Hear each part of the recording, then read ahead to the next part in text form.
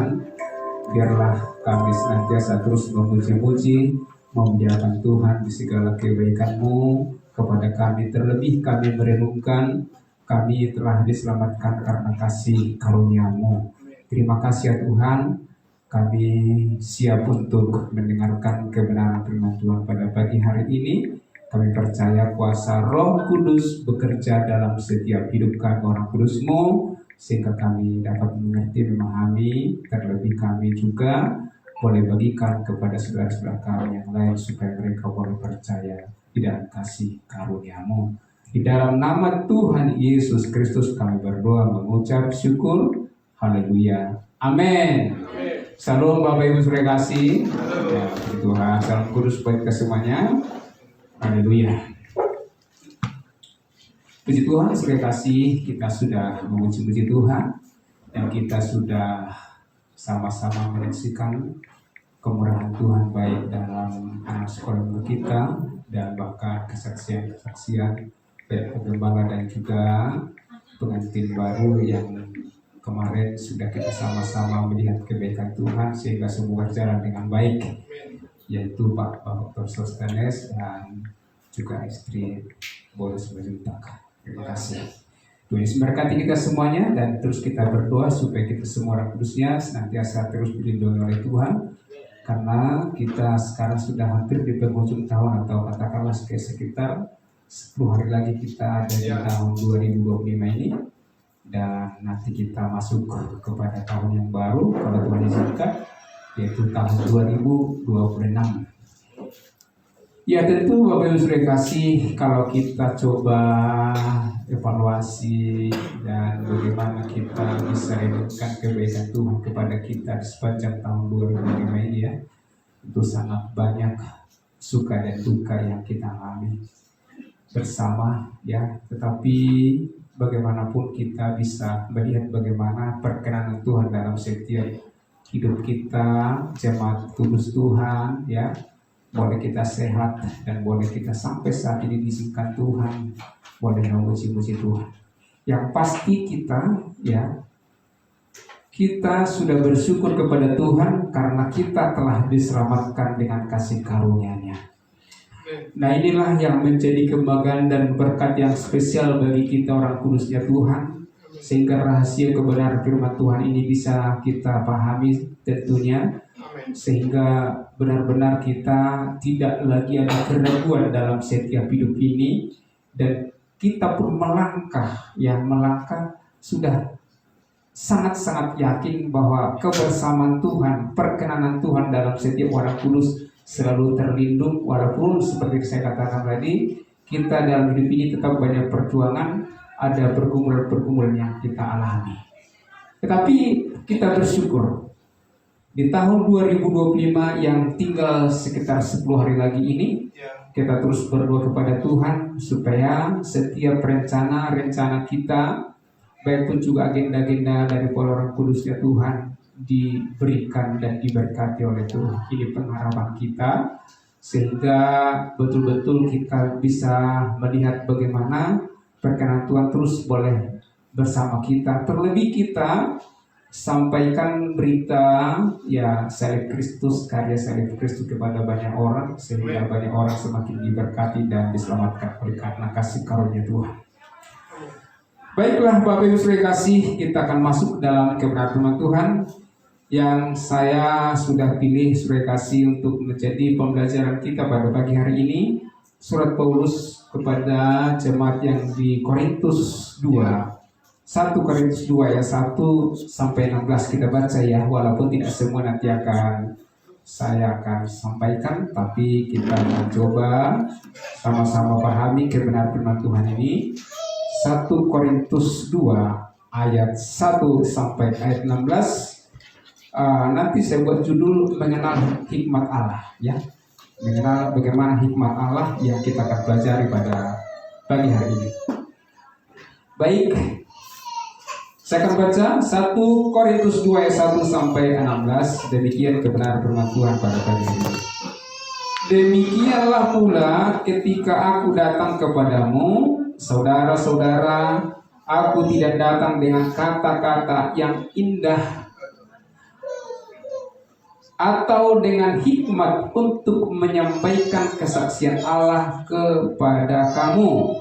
Sebab aku telah memutuskan untuk tidak mengetahui apa-apa di antara kamu selain Yesus Kristus, yaitu Dia yang disalibkan. Aku juga telah datang kepadamu dalam kelemahan dan dengan sangat takut dan gentar. Baik perkataanku maupun pemberitaanku tidak kusampaikan dengan kata-kata hikmat yang meyakinkan, tetapi dengan keyakinan akan kekuatan Roh, supaya iman kamu jangan bergantung pada hikmat manusia, tetapi pada kekuatan Allah. Hikmat yang benar.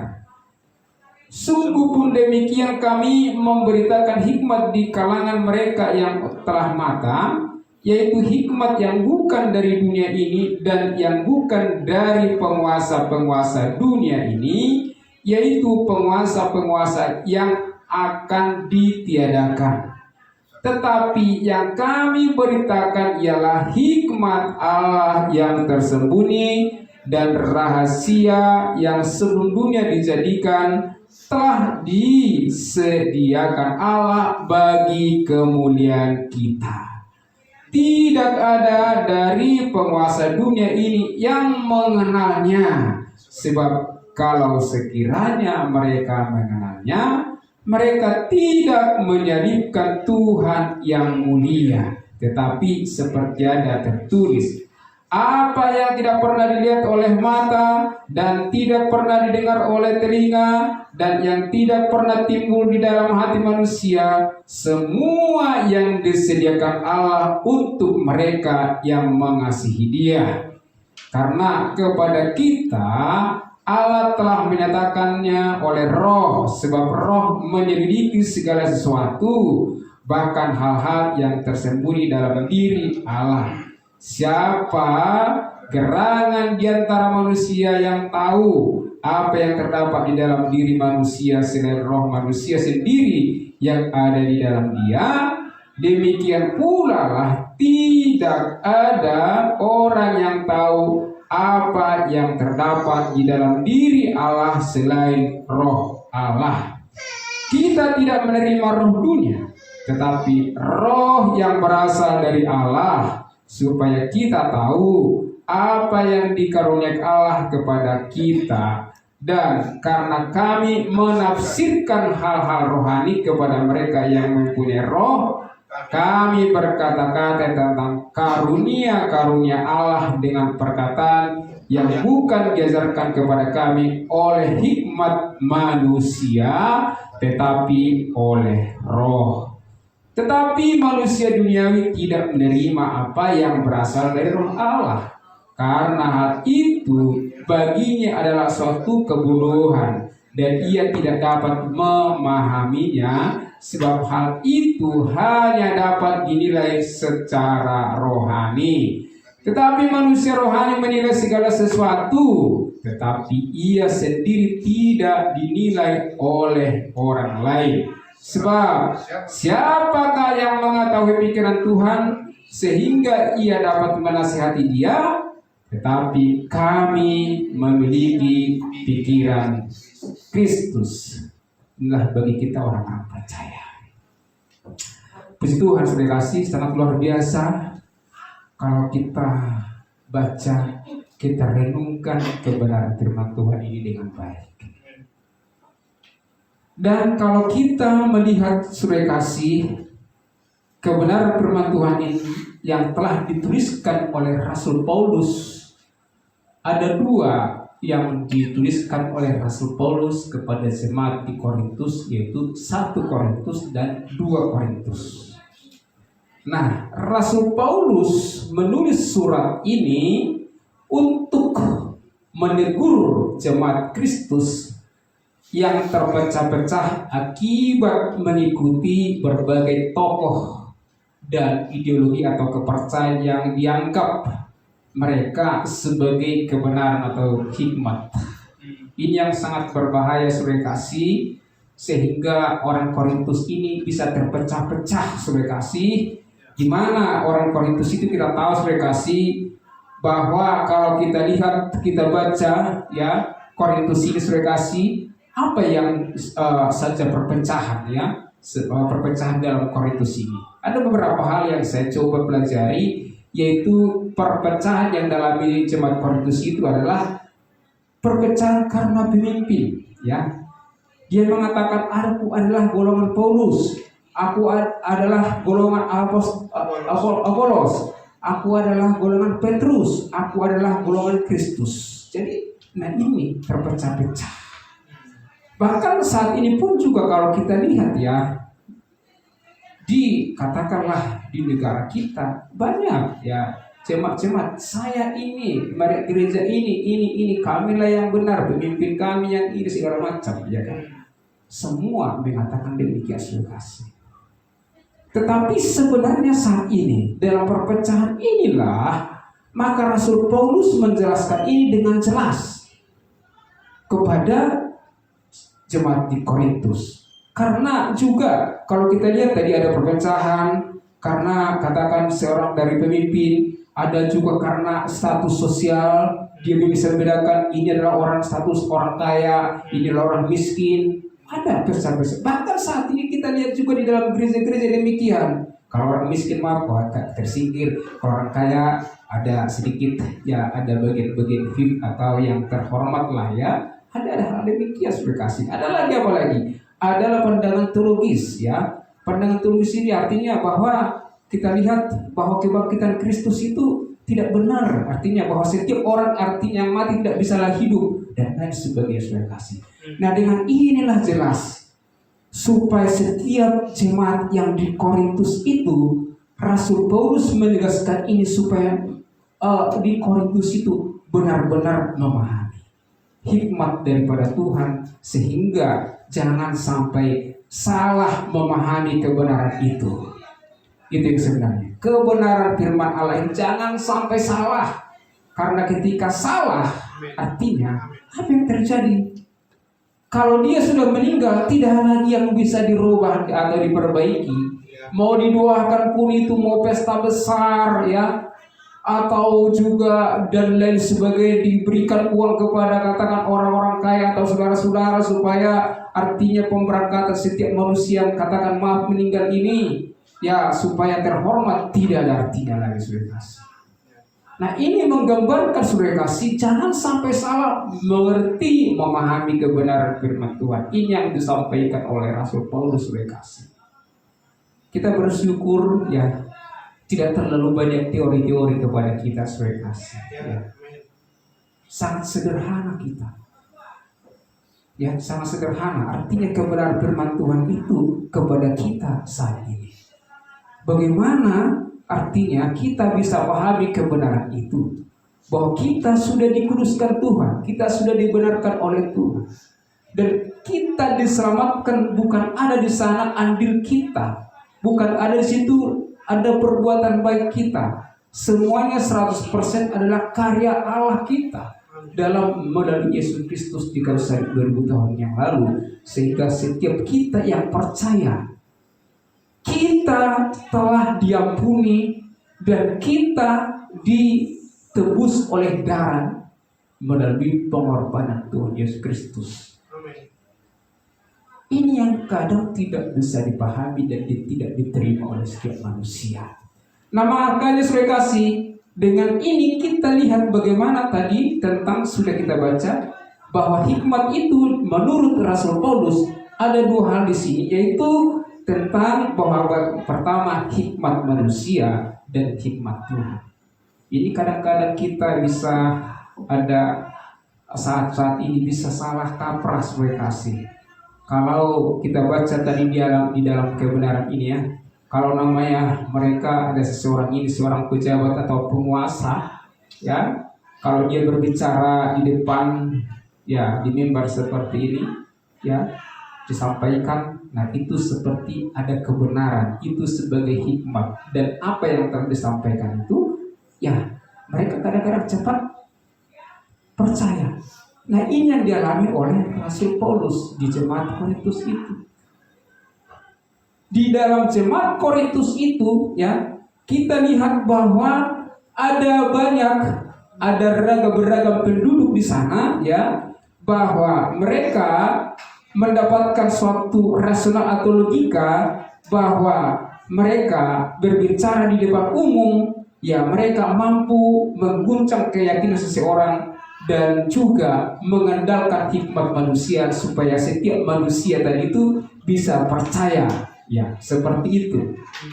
Jadi, wah, ini yang benar, seperti itu sepertinya. Jadi, tetapi ini yang dialami oleh Rasul Paulus sehingga penginjilan di Korintus itu sedikit agak ada terhalang sebagai kasih. Agak mandet, itu maksudnya agak mandet. Nah, ini yang dialami oleh Rasul Paulus. Jadi kita pun juga dalam penginjilan kan artinya saat ini kan ada banyak tantangan juga, kita ada sebagai kasih, ya. Ada banyak, wah, ini ajaran dari mana? Ya kan, seperti itu dan lain sebagainya. Paulus juga sudah mengalami hal demikian sebagai kasih.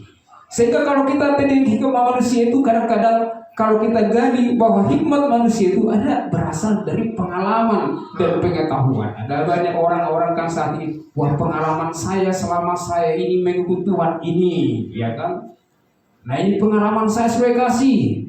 Nah, dan pengetahuannya memang benar kelihatannya. Ini karena hati kita sebagai kasih. Dari zaman kasih karunia ini sebagai kasih.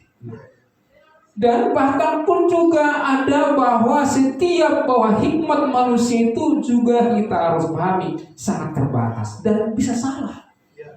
Ini kita harus paham sebagai kasih. Walaupun tadi sudah pengalaman, sudah katakan sebagai penguasa atau ada punya jabatan tertentu yang menyampaikan suatu kebenaran, kita harus gali dulu sebagai kasih. Ini kita orang percaya. Kita harus lihat ini benar tidaknya. Ini nanti hikmat dari Tuhan itu nanti kita bisa pahami sehingga kita bisa mengetahui kebenaran firman Tuhan itu. Dan sehingga dampak daripada hikmat Tuhan itu bisa kita pahami. Sehingga setiap kebenaran firman Tuhan yang disampaikan banyak orang, kita harus bisa terima hikmat daripada Allah sehingga kita bisa pahami dengan benar. Ini yang menjadi suatu sukacita besar bagi kita. Sehingga saya kasih bahwa hikmat daripada manusia itu sangat-sangat terbatas dan juga salah. Kadang salah, ya saya kasih. Tapi bagaimana kita dengan hikmat daripada yang telah kita belajar di sini yang disampaikan oleh Rasul Paulus, hikmat manusia dan hikmat Allah. Sekarang kita belajar daripada hikmat Allah, ya. Bahwa hikmat Allah ini sebenarnya adalah kita sudah terus belajar bahwa kita berfokus kepada karya salib Kristus yang telah menyelamatkan kita.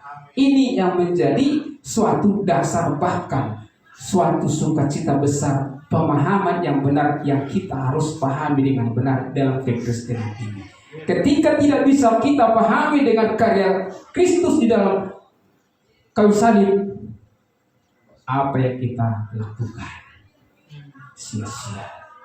Seperti saya katakan tadi, walaupun dikatakan manusia dalam setiap penghiburan sudah tenang dia, sudah di sisi Tuhan, sudah di surga dia. Itu kan perkataan manusia, ya kan? Yang menjadi suatu jaminan dalam setiap hidupmu adalah ketika kita sudah menyaksikan dan menyampaikan kepada banyak orang bahwa kita dan kita semua yang hadir saat ini, kapanpun kita meninggalkan dunia ini, kita sudah dijamin pasti masuk surga. Seperti yang disebutkan tidak, ya? Sudah? Apakah Anda sudah dijamin pasti selamat masuk surga? Kita harus renungkan ini baik-baik. Jadi jika saya meninggal suatu ketika, saya sudah yakin saya itu bahwa pasti masuk surga. Dan kita semua, ini yang penting kita pahami, yaitu tentang karya salib Kristus di kayu salib itu. Nah, sehingga itu fokusnya.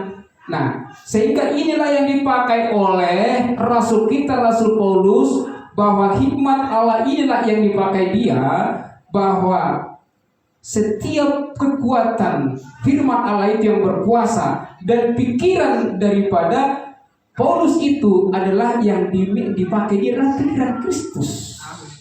Itu karena kita harus tahu bahwa hikmat Tuhan itu adalah suatu pemahaman, ya, suatu pengetahuan yang berasal dari Allah itu sendiri. Itu yang disampaikan Paulus di surat ini. Jadi ada suatu sukacita besar bahwa yang dialami itu bukan dari manusia, saudara kasih, yaitu mutlak, dan memang semuanya itu adalah pemahaman pengetahuan daripada Allah sendiri yang diberikan, disampaikan melalui rohnya kepada Rasul Paulus. Itu yang sangat penting kita pahami, sehingga bahwa hikmat Allah itu adalah, kita harus tahu, ya, bahwa mendatangkan kedamaian, ketentraman. Itu hikmat Allah itu kasih. Bahkan kita harus yakin bahwa hikmat Allah itu adalah lemah lembut. Dan ingat bahwa hikmat Allah itu adalah tegas juga, saudara kasih. Tidak ada di sana keraguan-raguan, tetapi bahwa kebenaran melalui hikmat Tuhan itu tegas. Katakan kau selamat dan yakin bahwa segala dosa-dosamu sudah diampuni oleh Tuhan seluruhnya.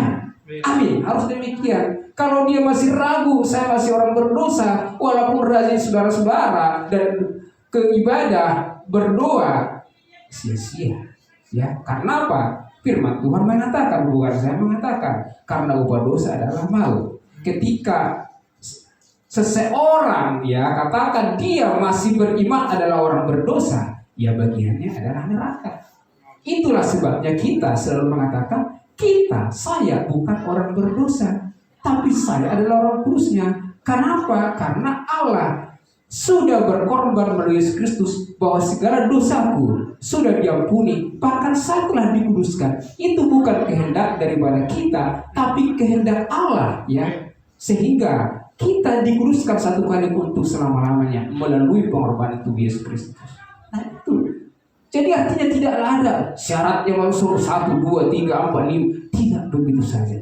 Jadi artinya kita pun juga yang hadir pada saat ini, kalau ini kita renungkan dan kita sudah imani benar-benar dan kita sampaikan kepada keluarga, saya sangat yakin saudara-saudaraku pasti ditolong oleh Tuhan. Ya, walaupun suatu saat, ya, saudara-saudaraku ya bisa tertolak, tapi kita yakin Tuhan yang bekerja. Seperti yang dialami oleh Rasul Paulus. Ya. Nah, sehingga saudara kasih bahwa hikmat daripada Allah itu apa dampaknya, saudara kasih. Mari kita lihat dulu dampak daripada dampak daripada hikmat ini seperti yang dituliskan Rasul Paulus 1 Korintus 2 ayat 10. Ya. Karena kepada kita Allah telah menyatakannya oleh Roh. Sebab Roh menyelidiki segala sesuatu, bahkan hal-hal yang tersembunyi dalam diri Allah.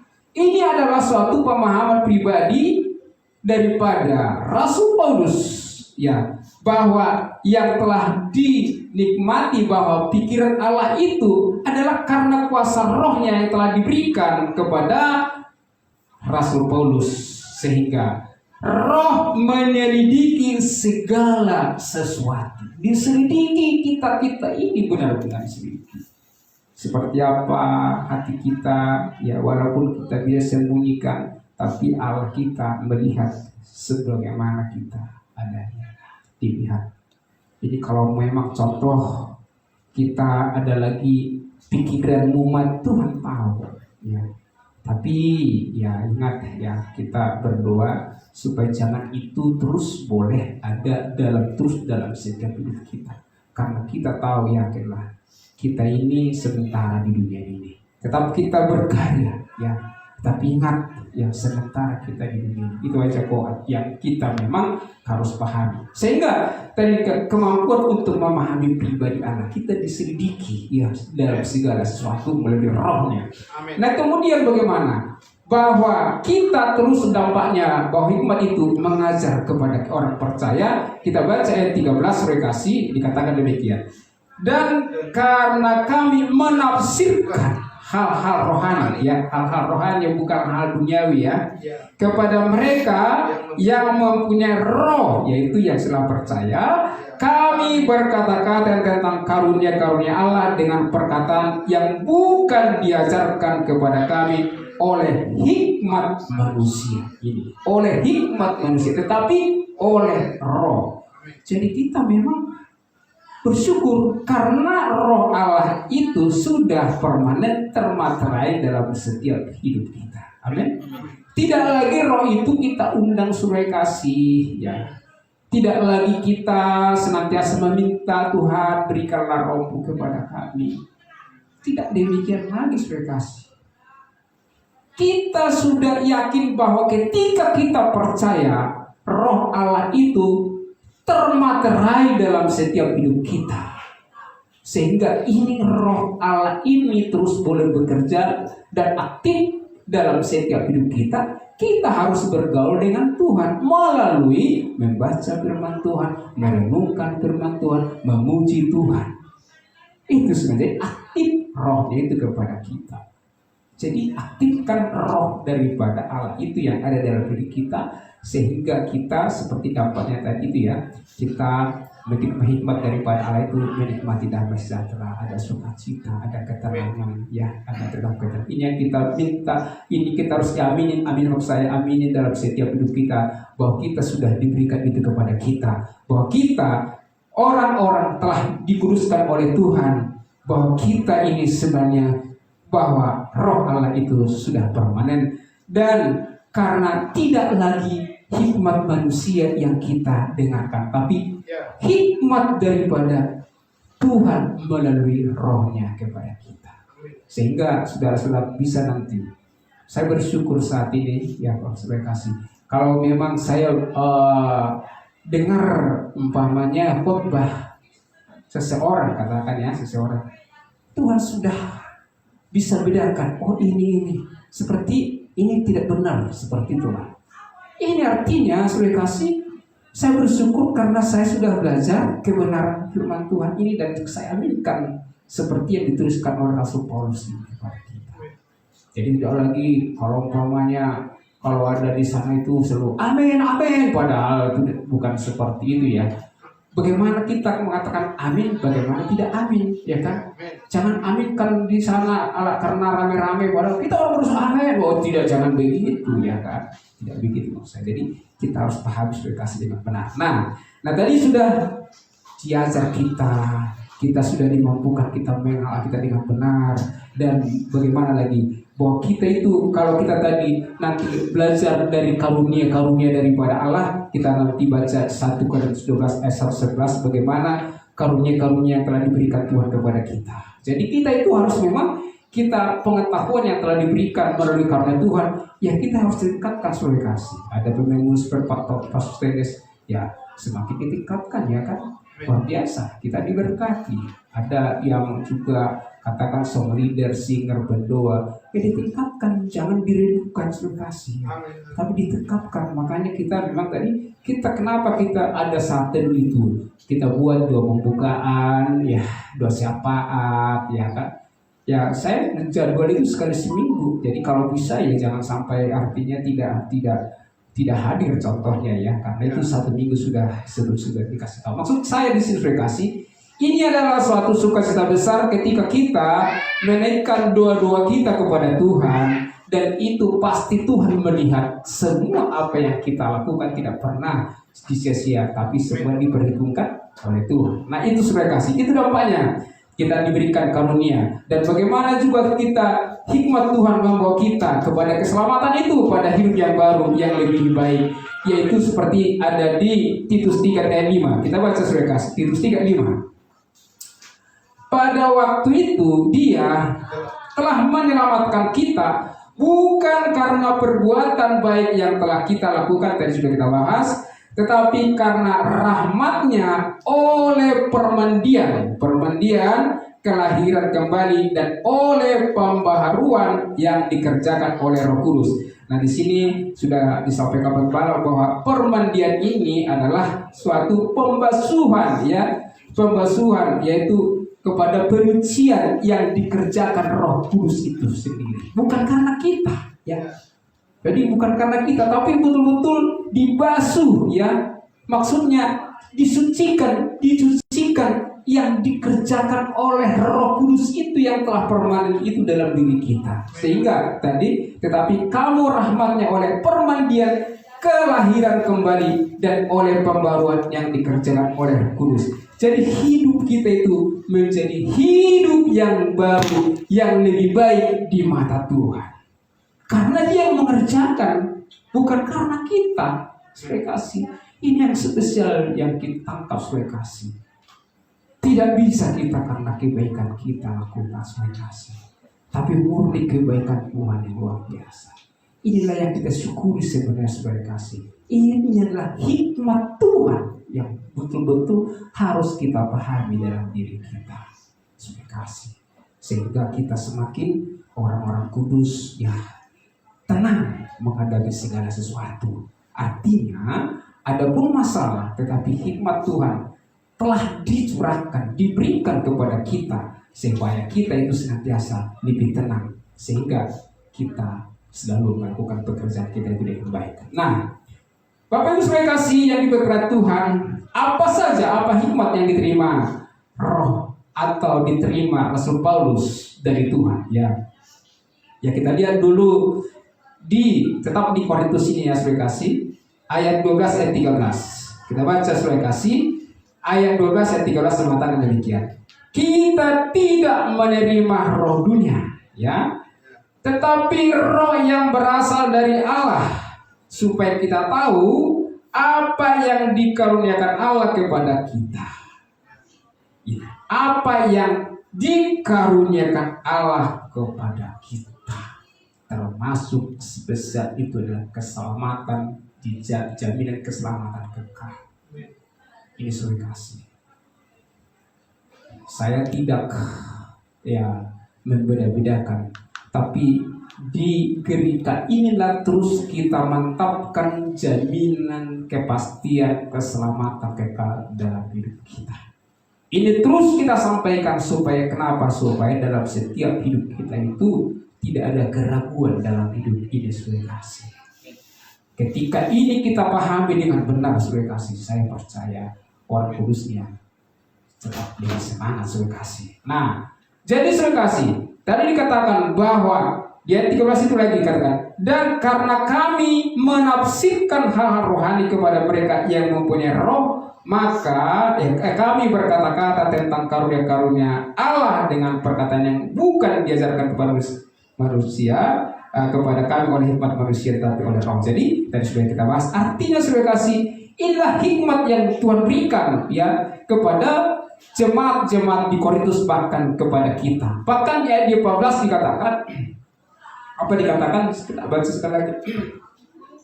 Tetapi manusia duniawi tidak menerima apa yang berasal dari roh Allah ini. Kenapa? Karena hal itu baginya adalah suatu kebodohan, dan ia tidak dapat memahaminya, sebab hal itu hanya dapat nilai secara rohani. Nah, ini saudara kasih, tidak menerima. Dunia tidak menerima karena dianggap itu adalah suatu kebodohan, saudara kasih. Tidak paham. Ini suatu rahasia yang betul-betul kita pahami, saudara kasih. Jadi jika kita menyampaikan suatu kebenaran ya kepada saudara-saudara kita, kalau tidak bisa menerima, ya ini sudah jelas ada terjawab, saudara kasih. Ya sudah terjawab. Ada ayatnya, saudara kasih. Jadi tidak kita ngotot-ngototan di sana, sudah. Seperti kemarin-kemarin khotbah daripada Pak Ketua Umum kita, ya nggak usah gontok-gontokan aja kan. Alihkan suatu ini kan tidak itu, bisa kita sampai ngotot-ngototan, sampai tegang-tegangan, jangan ya. Itu yang kita sampaikan, saudara kasih ya.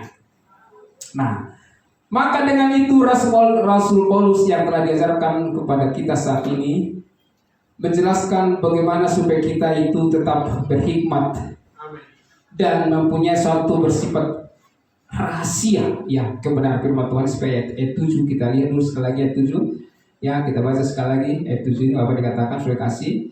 Tetapi yang kami beritakan adalah hikmat Allah yang tersembunyi dan rahasia yang sebelum dunia dijadikan telah disediakan Allah bagi kemuliaan kita. Itu luar biasa. Kemuliaan kita disediakan Allah Tidak kita luar biasa.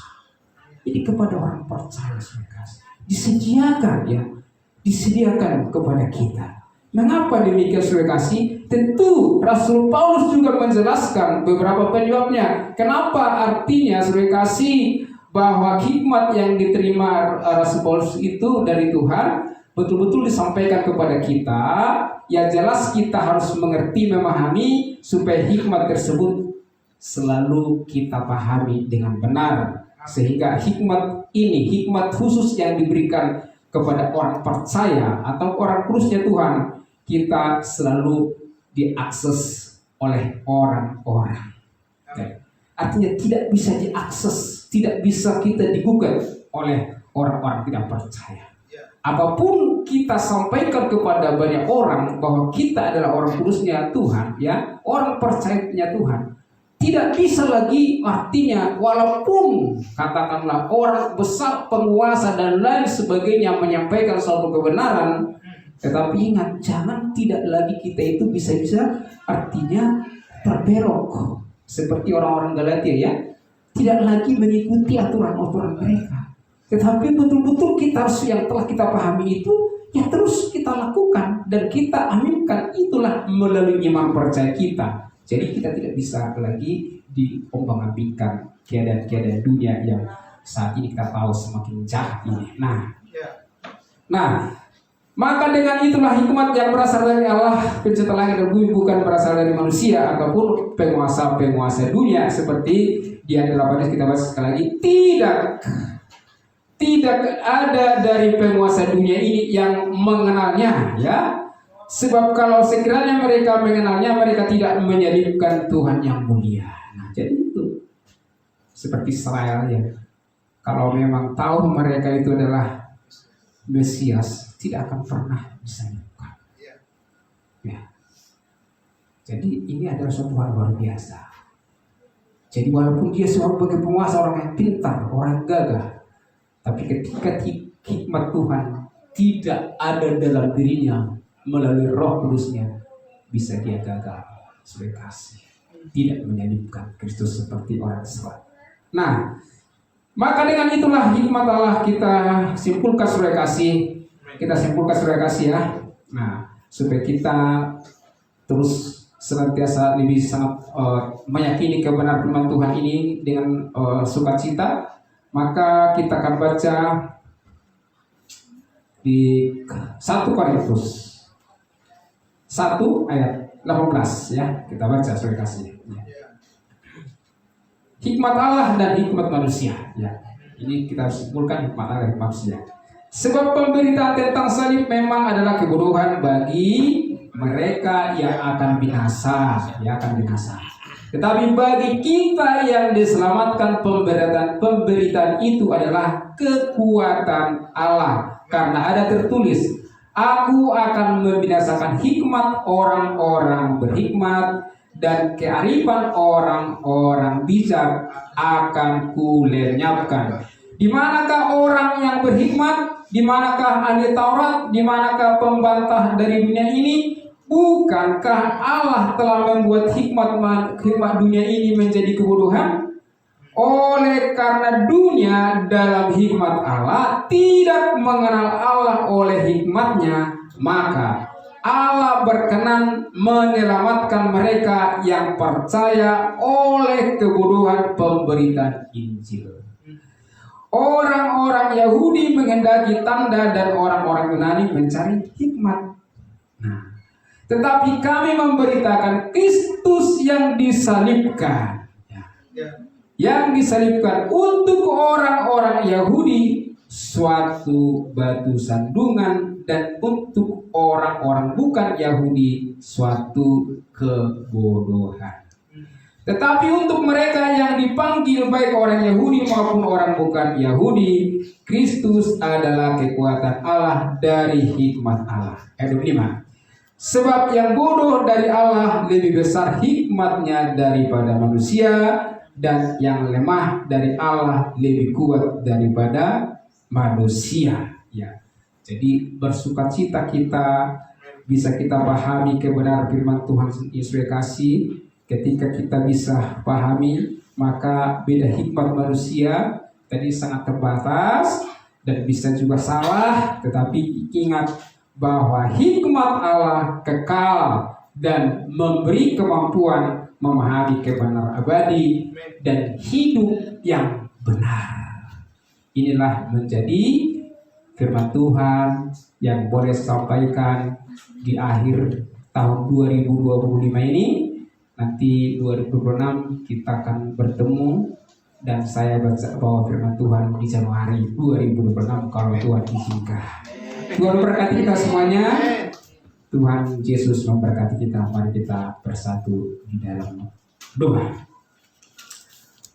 Bapa dalam surga, terima kasih rahasia tentang keselamatan kekal melalui karya Yesus Kristus di kayu salib 2000 tahun yang lalu menjadi suatu hikmat yang sangat kami kagumi dan kami sangat terberkati ya Tuhan, dan mengucap syukur di mana kami orang kudus-Mu saat ini dengan merendahkan hati di hadapan Tuhan. Kami rindu supaya kebenaran firman Tuhan kami boleh semakin memahami, mengerti dalam setiap hidup kami, sehingga kami setiap orang percaya, orang kudus selalu bersukacita menyampaikan, mengabarkan, meneruskan kebenaran firman Tuhan yang sudah Tuhan sampaikan kepada Rasul Paulus. Dan begitulah kami saat ini dari Gerika Makedonia sudah siap untuk kami sama-sama bagikan kepada saudara-saudara kami yang lain. Kami percaya Tuhan mampukan kami dengan kuasa Roh Kudus-Mu sehingga kami bisa pahami dengan lebih dalam lagi rahasia kebenaran firman Tuhan, sehingga kami boleh bagikan kebenaran firman Tuhan tepat dan benar kepada banyak orang. Terima kasih Tuhan, diberkatilah semua jemaat-Mu Tuhan pada saat ini. Bahkan mungkin ada yang saat ini pergumulan yang dialami oleh jemaat-Mu, baik itu dalam keuangan, baik itu dalam anak-anak, baik juga dalam pekerjaan dan juga yang lain, bahkan penyakit sekalipun. Kami percaya dalam nama Yesus Kristus, kuasa darah Yesus Kristus, kami percaya semuanya telah Tuhan jawab di kayu salib 2000 tahun yang lalu, sehingga kami telah terima dengan sukacita melalui iman, sehingga kami boleh menikmati kasih karunia terus dalam setiap hidup kami orang percaya, orang kudus-Mu. Dan yang tidak hadir pada saat ini diberkati oleh Tuhan senantiasa, sehingga tanggal 25 boleh kami bertemu di tempat ini dengan penuh sukacita. Inilah Tuhan doa kami, dan kami bersyukur dalam nama Yesus Kristus. Haleluya. Amin. Amin. Puji Tuhan. Terima kasih. Haleluya.